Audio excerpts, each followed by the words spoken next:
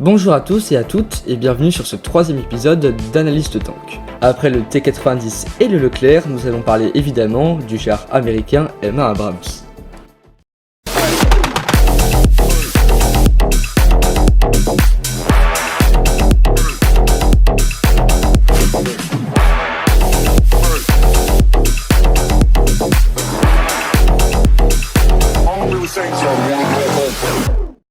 Le char M1 Abrams est l'un des chars les plus présents sur les scènes de lutte internationales et dans les combats contre la lutte terroriste. C'est un atout majeur de l'OTAN, ce qui aide les États-Unis à s'imposer en première puissance mondiale avec un grand nombre d'engins de combat à haute intensité. Le M1 Abrams est le char principal de combat américain, actuellement en service. L'US Army en possède d'ailleurs près de 7000 unités sur environ 10 000 fabriqués.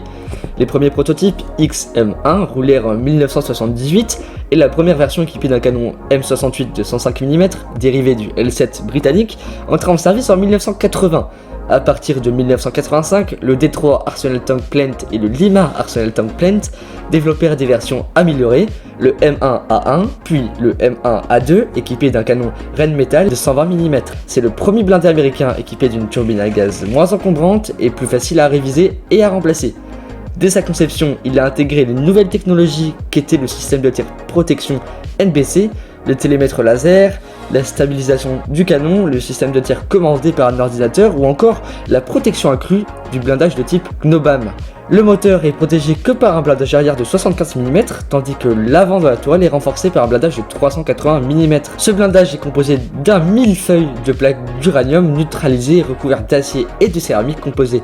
Enfin, l'avant du châssis est protégé par 410 mm, les côtés de la tourelle par 300 mm et les côtés du châssis par 200 mm. Il est le char principal de 5 pays, l'Arabie Saoudite, l'Australie, l'Irak, le Koweït et le Maroc. Son baptême du feu eut lieu en 1991 lors de la guerre du Golfe, où il est très bien comporté face à une force mécanique conventionnelle, en ne subissant qu'une vingtaine de pertes, dont plusieurs tirs fracticides. Il fut aussi utilisé lors de l'invasion de l'Irak en 2003, causant des ravages dans l'armée régulière irakienne. Sur ce, merci d'avoir suivi cette vidéo, rendez-vous dans une semaine pour un nouvel épisode d'Histoire de guerre.